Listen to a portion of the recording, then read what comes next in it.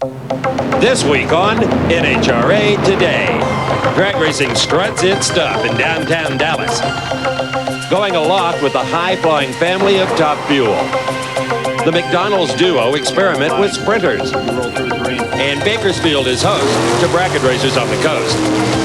From the Chief Autoparts Nationals in Ennis, Texas, these stories and more on this edition of NHRA Today.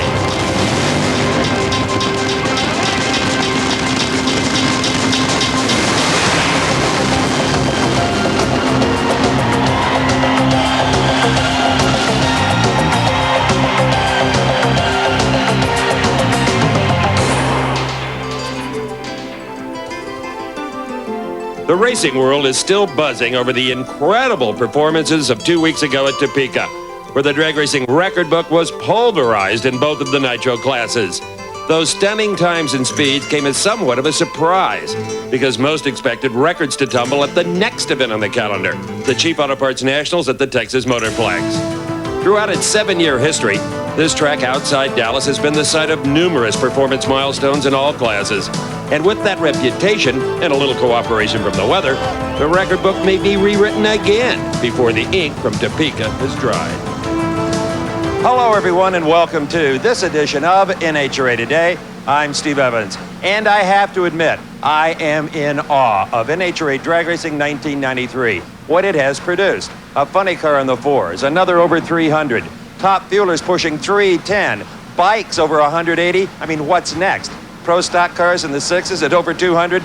Don't laugh. It could happen here this weekend, because when it comes to performance, the Motorplex is hot, hot, hot. Well, kind of like this.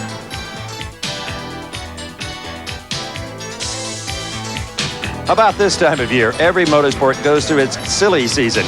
But in drag racing, it seems to involve crew chiefs more than drivers. Witness the fact, Frank the Beard Bradley gone from the Del Worsham pit, being replaced as crew chief by the car owner Roger Prim with help from Del's dad, Chuck. Also, strong rumors that Jimmy Prock is getting lucrative offers to leave Corey McClanathan. Corey may have to land that big sponsor to afford to keep Prock. Thirdly, you don't see Ronnie Swearengin here in the Tommy Johnson Jr. camp because he's gone. Replaced by Dave Settles, our old Texas pal. Congratulations. Thanks, Steve. What's your project look like here?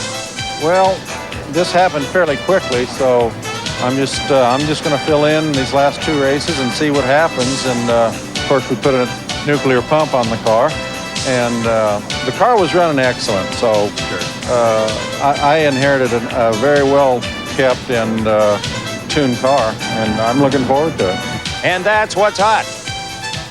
One thing you can always count on when the NHRA Tour comes to Dallas is a Texas-sized reception. And earlier this week, the city opened its arms to welcome racers with the first Motorsports Expo. To make sure the people of Dallas knew about the Chief Nationals down in Ennis, the Texas Motorplex brought everything but the track to Dallas. We were just going to do something down, by City Hall, and it'd be hard for people to get to, and this is the more popular tourist area, and it's where all the businesses are, and we wanted to help the economic impact in Dallas, so kind of 2 and 2 together was like, well, let's do everything down here, and let's see how big we can make it. I don't think I'd catch this. I just have to hope for him to run out of fuel. The $10 million worth of racing equipment on display was enough to stop traffic, literally. The mayor closed off 4 blocks of the touristy, trendy West End for the event. Me and Uncle Harvey never had any cars that go quite this fast, although we juiced them up a little bit, but we never anything like this, so it's pretty phenomenal. The chance to rub elbows with Eddie Hill and other drivers was enough to turn guys in ties into giddy groupies. Good luck to you this weekend. Thank you. This will be a good weekend to have some good luck. Yeah. The Motorsports Expo was quite a big do for both the drivers and the Big D. A lot of people in suits walking through looking at these cars. It's kind of a rare occasion for us, and it's a nice thing they have happen today. That's unbelievable. I want to hear them, too. That's the important thing. We got to hear them. There's a lot of people down here who never been exposed to it before, and I think there's a lot of curious people once they see all this, especially after they hear them. And I imagine there'll be a lot of surprise businessmen at lunch today.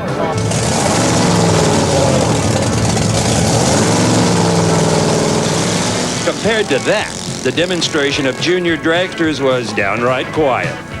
3, 2, 1, here we go. The pit crew challenge underway, and you hear the air impact. Look at this front float. This being Texas, there was an old-fashioned shootout with wrenches instead of Colt 45s, as pit crews from the Taco Bell and Johnny West racing teams raced against the clock to tear down, rebuild, and relight their engines. You know, you put yourself underneath a lot of pressure, and then that causes a lot of mistakes, and it's a good deal like that because it teaches you how to take pressure. The Motorsports Expo encouraged the city folk to make their way towards Waxahachie for the weekend event in Ennis. I think the most positive thing that comes from this event is an awareness in Dallas that we're not just hidden down in Ennis. This is a Dallas event. This is for the people in Dallas. You know, last year's edition of the Cheap Auto Parts Nationals may have been the best yet, but it also could have been called the Broken Parts Nationals. The dramatics began in qualifying. First, Whit Bazemore had a tire chew up the body of his fast orange funny car, and then during eliminations, Michael Brotherton blazed.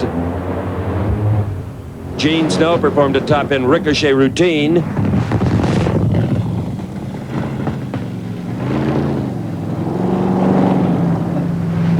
Doug Herbert went up, and then over backwards.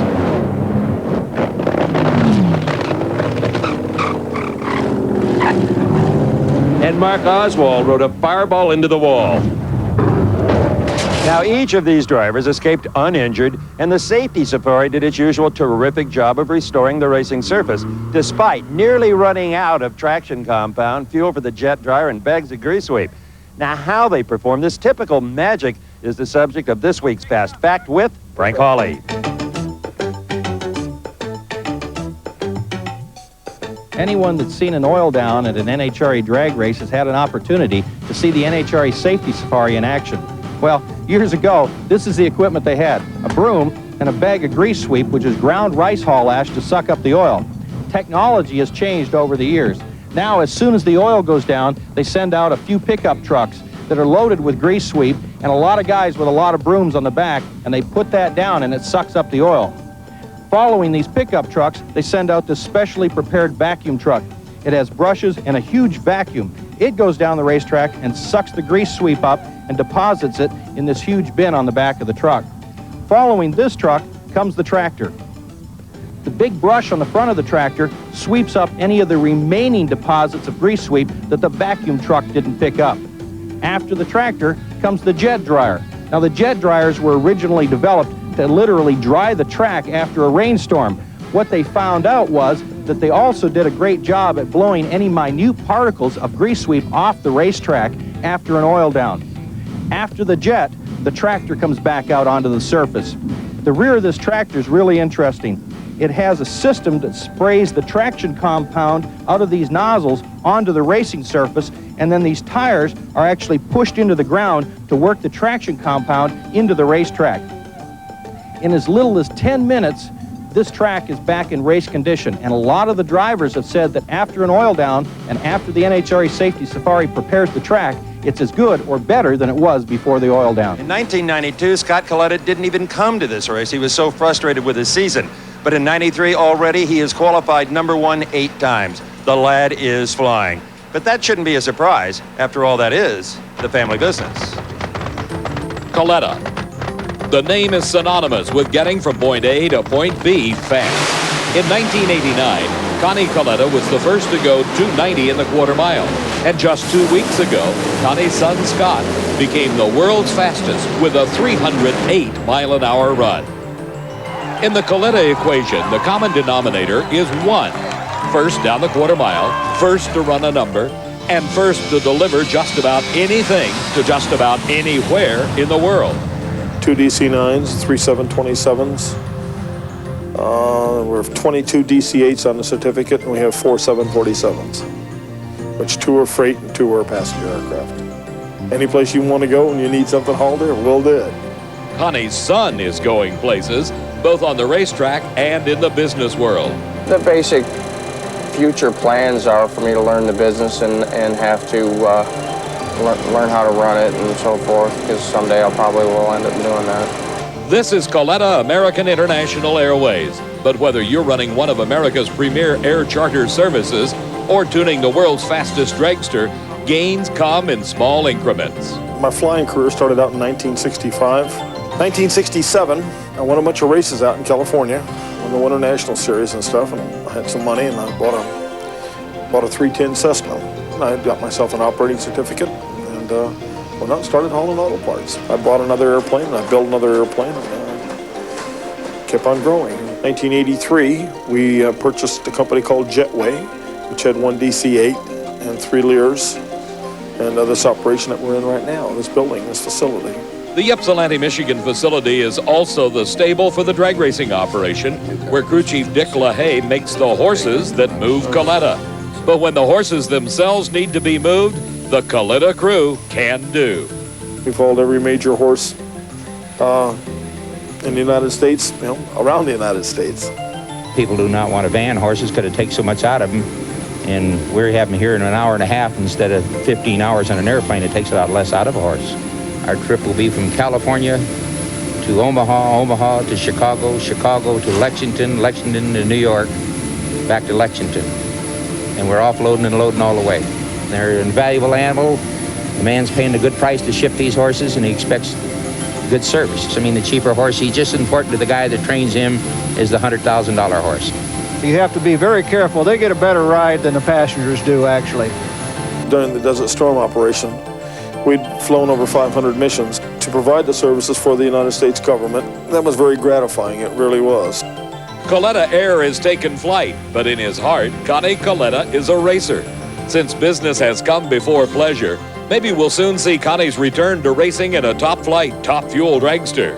It's really enjoyable to do this thing and make it happen. I just wished I had more time to get more involved in it, but I need to take care of this little monster I've created for myself. Castrol presents the GTX Pipeline, the latest news from the world of drag racing. On the strength of Scott Coletta's 1993 qualifying performances, he is well ahead in the points for the Budweiser Top Fuel Classic, which will be held during the Winston Finals weekend.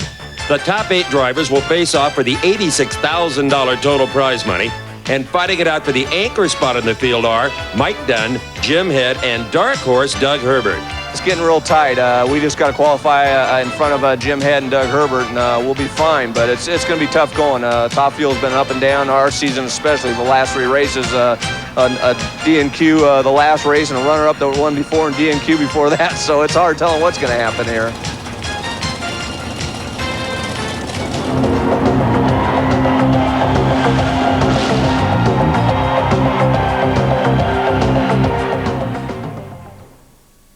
In 2 weeks, we'll be in Pomona, California to wrap up the 93 season. Last weekend, also on the West Coast, bracket racers put a cap on their year, as Bob Fry tells us. For years now, we've told you that you could race just about anything in the Firestone TNNET Racing Tournament.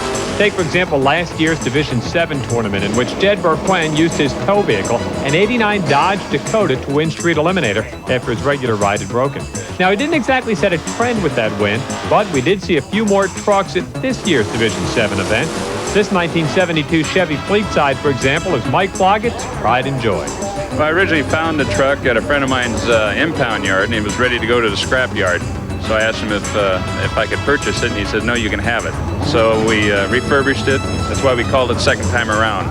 It's 60 foot's pretty good for 4,000 pounds. It's usually in the high 160s, low 170, 60-foot times. Team Baja racer Ward Howard traded a shotgun for a 1933 Willis cab. After a few years of restoration work, Ward now races this beauty in Super Pro. I was originally looking for a roadster, and I just wanted something a little different than everybody else. It had been an old race car from the 60s, and I thought, well, it could be something different and try and see about putting it together and making a race car out of it. I shortened the cab 4 inches and then tried to get it as low as I possibly could, moved the fenders around, tried to give it a real sloopy look to it, make it real low. Howard's truck wasn't the only restored Super Pro truck that had raced decades ago. Bakersfield Super Pro points champ Paul Weichman rebuilt this 1948 Austin pickup into a very consistent winner. I happened to find this car in Redondo Beach in a backyard. A fellow was storing his dog food in it. It used to be the MGM C&O Hydro AA gas supercharged truck that Gene Conway drove. Paul literally had to build this truck around his 6-foot body. The cab is such a tight squeeze that he has to get in on the passenger side and straddle the transmission while he drives. It didn't take long to learn how to drive it, and I I probably couldn't drive anything else. These trucks stayed in competition for a while, but those pickups were picked off, and it was a full-bodied car versus a dragster in the Super Pro Final.